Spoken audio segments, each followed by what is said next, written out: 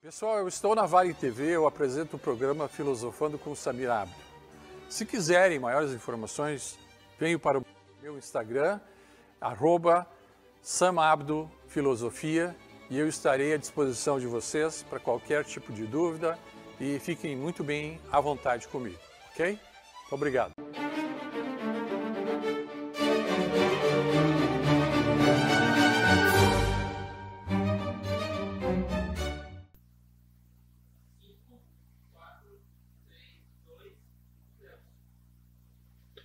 Olá, seja bem-vindo a mais um programa Filosofando com Samir.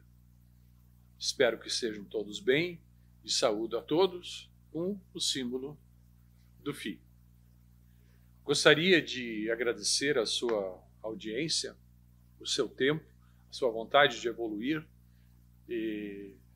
filosoficamente, culturalmente, historicamente, sociologicamente, em todos os aspectos. Eu acho que o programa cultural só vem a somar às nossas vidas. E gostaria de agradecer aos nossos patrocinadores deste programa cultural em prol do engrandecimento filosófico.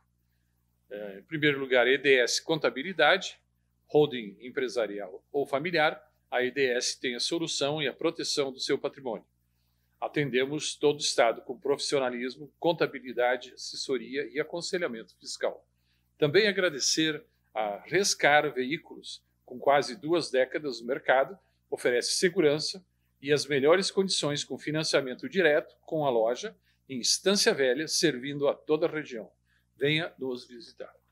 Então, feitos os agradecimentos, hoje nós vamos entrar com uma nova pessoa em complemento a Heráclito de Éfeso. Agora nós vamos entrar com uma pessoa mais branda e que também teve uma participação importante, que é Parmênides de Eleia. Ele nasceu em 515 e morreu em 470 a.C. Não existem datas apropriadas ou perfeitas com relação a Parmênides. Por isso, se vocês forem estudar sobre Parmênides, ele aparece com várias datas de nascimento e várias datas de morte. Isso porque, por causa desse obscurantismo. Tudo aconteceu, a perda de informações aconteceu quando a famosa biblioteca de Alexandria foi ateado fogo e foram queimados praticamente 80%, 90% de todas as informações do mundo antigo, ocidental, oriental, tudo que existia, milhares, centenas de milhares. Então, esse é um dos que, talvez até eu, durante a minha explanação aqui, eu me perco um pouco, em termos de origens e datas, né? Ele veio depois de Heráclito de Éfeso, isso nós sabemos, né? Então, deixa eu começar do princípio, então, com vocês. Parmênides de Eleia foi um dos principais filósofos gregos, também pré-socrático da antiguidade. Tá? Os seus estudos estavam baseados na ontologia do ser, ou seja, a razão, da razão e da lógica, né? A ontologia é a origem do próprio ser. Seu pensamento influenciou a filosofia na sua antiguidade, bem como a filosofia moderna e contemporânea. Isso porque ele tinha conceitos, como eu disse, bem mais brandos do que Heráclito, né? Mas ele veio de um surgimento em que ele teve a oportunidade de conhecer e até discutir e bater boca, né, com o que mais Heráclito gostava, que era justamente fazer aquele embate, né? Então, indo além, nós vamos ver que ele foi o principal pensador e criou uma escola. Ele não saiu, ele não fugiu. Ele criou a escola eleata, né? Por quê? Porque ele é Parmênides de Eleata. Suas teorias sucederam principalmente as de Xenófanes e visavam justamente falar sobre o imobilismo, a unidade, a essência do surgimento do universo, né? E Parmênides mudou e transformou algumas teorias que serviram de influência para Platão. Então, ele começa já a contrapor Heráclito nas suas bases rudimentares, nas suas bases de filosofia pluralista, mas não tão democrática, vamos dizer assim. Não havia abertura, né? E aqui Parmênides já tem uma origem de pensamento da sua própria escola, né? Ele defendia que o princípio de tudo estaria na unidade lógica, promovida pela existência de um ser único e soberano, que ele chamou de Deus. Então, essa concepção contrapunha-se à religião grega tradicional, que era essencialmente politeísta. Adoravam centenas de deuses, né? Então, desde Deus da natureza, deuses animais, e todo e qualquer tipo de evento ou fato era tradicionalmente escolhido um deus. Tá? Então, indo adiante, nós temos aqui que justamente a região de Eleia, que era parte da Itália, fazia parte da Magna Grécia, né? O Império Grego chamou-se, então, Magna Grécia, porque praticamente ocupou 80% de toda a Europa, e os gregos ficaram justamente nas partes onde a filosofia e a inteligência e o desenvolvimento do ser humano era maior. Então, as pessoas inteligentes eram altruisticamente colocadas como principais, e as cidades passavam, então, a se tornar importantes. Então, Xenófanes, o próprio Zenão de Eleia, não é o Zenão do estoicismo, é o Zenão de Eleia também, na mesma cidade da Itália, formularam uma série de paradoxos que nós vamos falar agora para reafirmar os seus pensamentos e mostrando os movimentos que ele traz na filosofia mais abrangente, né? Então, a teoria cosmológica de Parmênides difere muito das outras apresentadas, aproximando-se muito com a do próprio Xenófanes, né? Parmênides não formulou nenhuma teoria cosmológica baseada em um princípio do arqué. Tá? Na verdade, foi a partir da organização de uma espécie racional do universo que seria infinito, indivisível, imutável, mas imóvel. Veja bem, imóvel. Então, a teoria parmenidiana estava centrada no que ele chamou do ser. O ser para todas as coisas. Ele era o princípio fundamental de tudo, baseado numa espécie de ideia ínfima do universo, em que tudo existia e possuía um ser dentro de si. Bom, ele não estava muito errado se nós falarmos em átomos e moléculas, né? Que tudo vibra, então tudo está vivo, nada está morto, né? Então o que existe possui um ser enunciado, que esse próprio ser tem o seu próprio pensamento. E esse pensamento pode ser ele exprimido naturalmente ou simplesmente sem expressão nenhuma, mas que deixa um legado de posteridade para um futuro Einstein poder explicar, né, que seria o princípio do erro do ser humano com relação à forma com que o ser humano viveu, assim como a finitude ou infinitude do universo. Tá? Então, indo além, nós, para que um erro e uma mentira existam, é necessário que seja comprovado pelo não ser ou pelo não estar. Lembre-se de Shakespeare. ser ou não ser, né? Ou, traduzindo em outras palavras, estar ou não estar, porque o be or not to be, a tradução é a mesma, ou ser ou estar. E a frase inicial é de Parmênides. Então, para ser ou não ser, ou para estar e não estar, é preciso que se prove o contrário e que essa mentira do ser ou não ser, ou do estar e não estar, seja comprovadamente uma ilusão causada pela opinião dos sentidos daquele que fala. E isso nos lembra, claro, como eu falei, Shakespeare, através de Hamlet, né? E muitas partes de Hamlet fala sobre Parmênides.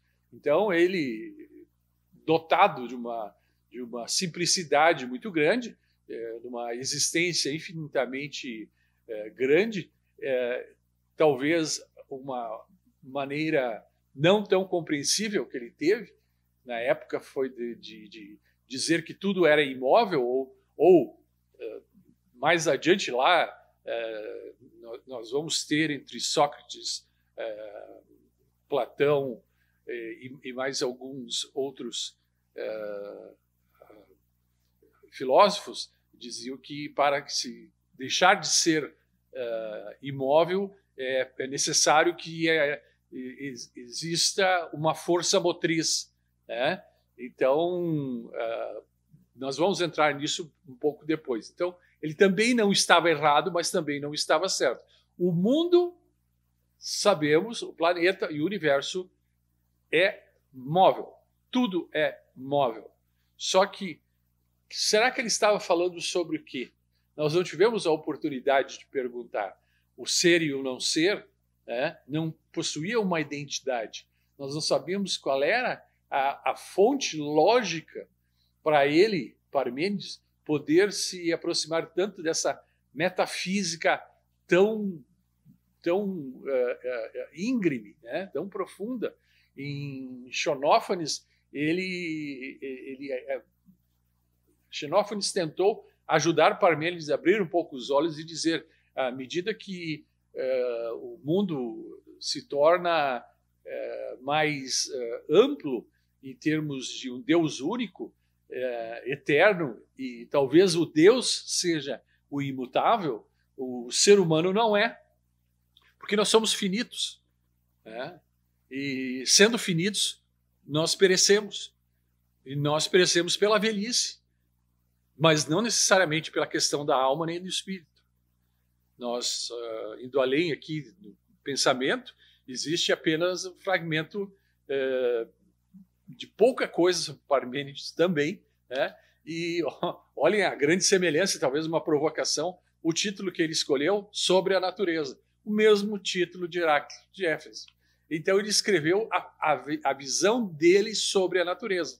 Então ele escreveu em forma de poema, onde ele condensa a cosmologia, esclarece o que ele entende ser a verdade. Ele não escreve um composto, né? Ele escreve um poema que se compõe em 3 partes, né? Que é um proêmio, ou seja, a primeira parte, ele categoriza a segunda parte, e aí, não por engano, ele provoca Heráclito na terceira parte, já falando sobre a questão da imutabilidade e imobilidade, né? O proêmio dele apresenta o encontro entre o lírico e uma deusa, né? Opa, ele botou uma deusa. Quando ele põe uma deusa, ele tira o foco de Deus único, né? O foco monoteísta, que já vinha sendo trabalhado desde os egípcios, já estava em andamento, e ele põe uma deusa e põe de forma lírica, diz assim, de uma forma desmascarada, do seu ponto de vista, em que se o homem precisa de uma mulher precisa de um homem, o Deus precisava de uma deusa. Esse é um dos pontos polêmicos dele, né? Então, na verdade, ele poderia tanto estar falando com razão ou fugindo de um erro da ilusão e da própria mentira, em que houvesse a necessidade dessa questão cosmogônica da verdade segura, que estaria entrando no monismo e no imobilismo, né? Então, na terceira parte da sua poesia, que chama-se Opinião, o doxa em grego, né? Ele já fala sobre o engano e as incertezas do ser humano. Observe que conforme o ser vai evoluindo filosoficamente, eles vão mudando de opinião, né? E o único que nós vimos até agora que não mudou assim essencialmente, ou os únicos, né, foi inicialmente Sócrates, que nós falamos lá no início, né, morreu por não deixar ser convencido que estava errado, e Heráclito, né? Então ele já provoca, Parmênides provoca Heráclito na composição do seu mais famoso, sua mais famosa defesa do movimento contínuo, que é o fluxo perpétuo, né, que permeia tudo e a todos, fazendo então que ele diga que nem tudo muda a cada segundo, nem tudo muda para sempre. O princípio originário do arqué, de todo o universo, com o fogo, de Heráclito, é um elemento que talvez não somente ele sozinho consistisse na mudança da agitação, porque ele conseguiu provar que dentro de um copo de água a evaporação acontecia também à noite. E para Heráclito a evaporação era somente durante o dia. Então Parmênides começou a pegar literalmente no pé de Heráclito, né? Então ele começou a complementar suas ideias opostas, fixando as ideias do imobilismo, né? Que seria o fruto das aparências, né? A questão classificada como pluralista tinha um propósito de resolver o problema deixado entre outros pensadores. E ele queria resolver essa situação pela simplificação das ideias. E uma das simplificações para ele seria dizer que tudo que Heráclito falou estava errado. Então, ele vai entrar numa inspiração bastante grande depois por parte de Platão, que utilizou toda a essência infinita de Parmênides para conseguir fazer as suas ferramentas do idealismo fundamentado. Foi um dos grandes pontos de Platão. Então, ele pegou de Parmênides aqui ideias que foram levadas para Platão fazer seus livros, e indo adiante, o ser de Parmênides representava ideias com imutabilidade, uma coisa que talvez, vamos dizer assim, ele vendo uma pedra, ele poderia provar que aquela pedra ela nasceria ou seria encontrada como pedra daquele tamanho, daquele peso, naquele local, e ela nunca mudaria. Em certo aspecto ele estava certo, mas em outros aspectos científicos totalmente errado. Algumas frases que ele diz assim: não importa por onde eu comecei, para lá eu voltarei sempre. Olha o contrário de Heráclito. A linguagem é a etiqueta das coisas ilusórias. Pois pensar é ser o mesmo. O ser é e não pode ser o que não é. E pode ser de modo algum o que já foi. Isso aqui me lembra alguma coisa de Titãs, para aqueles que conhecem as músicas meio filosóficas implantadas pelo mundo. Então, ele, como fundador da escola eleática, ele veio da região de Campânia, da Itália, e fixou-se parte do tempo na Grécia, mas lembre-se que a Itália fazia parte da Grécia, né? A Grécia como um todo, e ele sentiu a adversidade na Grécia, e ele voltou para Eleia, dando continuidade aos seus pensamentos, né? Ele não teve uma vida longa, ele foi um dos mais jovens de todos os filósofos, e que, quando ele completou os 65 anos de idade, né, ele teve a oportunidade de conhecer Sócrates, né? Então, foi uma influência interessante, porque, assim como Platão foi aluno de Sócrates, e depois nós tivemos toda aquela geração dos três grandes, né? Conhecer, para Sócrates conhecer Parmênides foi uma honra, né? Mas Sócrates já tinha a sua idade formada para a sua escola de formação filosófica, né? E assim como Platão já tinha a sua contrária de Sócrates, né? Então, a questão do eterno, do imutável, do indestrutível, do indivisível, do imóvel, tudo isso foi um pensamento humano que atingiu de uma forma bastante bombástica, mas não se sabe qual foi o âmago desse pensamento. O importante foi que ele não pretendia enganar e nem tornar-se falso diante dos demais. Tá? Ele pertencia a uma outra escola, né? Indo além aqui, ele pertencia à sua própria escola, a escola eleática. E essa escola eleática pretendia dizer que, no trabalho dele da natureza, os seus versos e a forma com que ele escreveu, de forma muito parecida com Homero, ele queria trazer a verdade para que as pessoas pensassem sobre a verdade.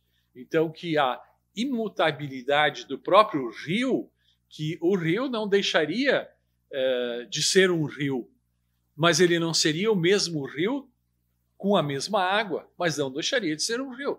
Isso para ele é imutável, né? Assim como o homem que entrou no rio, que vai entrar novamente no rio, não deixou de ser um homem. Talvez ele fosse mais velho, talvez ele fosse mais inteligente, mas ele entrou como homem, como ser, novamente no rio. Né? Então, nós estamos falando de homem e rio, que para ele são imutáveis. Né? Então, ele foi, como eu disse, nós temos diferenças de datas de como ele nasceu, né? Mas nós sabemos que ele, assim como Heráclito, nasceu de uma família rica e prestigiada. Tá? Nessa questão, ele não tinha necessidades financeiras como a maioria dos filósofos. Lembre-se daquele pacto filosófico, né, de não obter valores e dinheiro através da própria filosofia. Isso, basicamente, é um pensamento socrático, né? É a partir de Sócrates que se pensa isso. Mas o que o Sócrates esqueceu é que esses outros anteriores, os pré-socráticos, já vinham de famílias muito ricas, já vinham de ideias formuladas da cosmologia e ontologia por ensinamento de casa. Então, eram pessoas que tinham pajens, instrutores, mestres, que eram pagos, né? Então, alguns dos pensamentos de Parmênides foram escritos de forma abstrata e poética. Então, esse abstrato e esse poético é realmente o que encanta, mas, novamente, nós temos o quê? Nós temos uma essência de que tudo não pode mudar, né? E a questão do imobilismo ontológico. Isso talvez tenha vindo de uma escola de aprendizagem não ocidental, mas oriental. Então, é bem possível que Parmênides tenha tido instrução oriental para formar o seu conceito de tudo e o seu conceito de Deus, né? Assim como a dependência do eterno e do único, juntando o positivo com o negativo, o masculino com o feminino, né? E aquela frase, ela é um pouco confusa, vou repetir aqui. O ser para ele é tudo aquilo que a mente humana pode compreender. E como se tudo fosse assinado e demarcado por algo maior e imutável. Então, essa carência de todas as coisas que ele aponta é o princípio fundamental de tudo. Além disso, se não for alcançado pelo entendimento irreal, ele se torna falso e enganoso, que é o não ser. Ou o não ser ou o não estar. Então, o não ser e o não estar foram justamente a inspiração da alegoria da caverna de Platão, e que Platão enxerga o não ser e não estar justamente dentro da mente humana. O homem foi tirado dentro dessa cadeia de pensamento obscuro. Então ele faz uma oposição, né, que nós vamos ver, a oposição a Heráclito, né, que ele começa a propor a imutabilidade das coisas diante da mutabilidade, né, de Heráclito. Então, não podemos banhar-nos 2 vezes no mesmo rio, porque as águas renovam-se a cada instante. Mas não deixa de ser um rio. Poxa, isso não deixa de ter todo sentido e razão. Assim como o homem não deixa de ser um homem. O mesmo que entrou hoje, ou vai entrar daqui 10 anos, ou entrou 10 anos atrás, no mesmo rio. Porque o rio não deixou de existir e o homem não deixou de existir. O homem é finito. E o rio é finito somente de uma forma, se não chover mais. Mas o homem, ele é finito de forma irreversível. Nós vamos morrer. Isso é fato. E depende da, vamos dizer assim, maleabilidade de cada um, de como tratar o seu corpo, assim como Heráclito tratou o seu, morreu de uma forma bastante obscura, no meu ponto de vista, né? E esses complementos cruciais de provocação, que ele já dizia, então, que o fogo não era a constância de tudo, né? Então, Parmênides foi notável, assim como Heráclito, em algumas das suas posições foram notáveis também, como pré-socráticos. Quando nós dizemos os pré-socráticos, porque a partir de Sócrates tudo muda, né? Então, a questão de discutir questões relativas ao ser ou relativa ao estar foram muito importantes, né? E trouxe dentro da escola eleática novos adeptos e novos filósofos, né? Então, que justamente trouxe para a Magna Grécia uma função diferente, onde não somente Atenas seria o fundamento de toda a filosofia. A divergência já estava sendo pregada. E as regras, como nós vemos aqui, elas já começaram a vir antes, por uma questão de Pitágoras, né? Que também era da escola, que veio da escola itálica, né? A questão de Parmênides, fazer com que os sábios gregos não o adorassem, mas o respeitassem, procurando justamente estudar a natureza cosmológica, né? E procurando também um elemento constitutivo de todas as coisas, sem recorrer aos mitos. E, portanto, uma passagem de mito substituída pela razão. E isso, para os gregos, era uma afronta, né? Então, todos os escritos dos filósofos, que eu disse que já desapareceram, né? Em função de estarem todos concentrados em um único local, que foi ateado fogo e tal, foi toda aquela coisa de Alexandre, né? O grande. Então, a escola pré-socrática começa a dar sinais de que a filosofia grega ela é muito interessante a partir de pensar um pouco de cada um dos pré-socráticos, e não somente de um.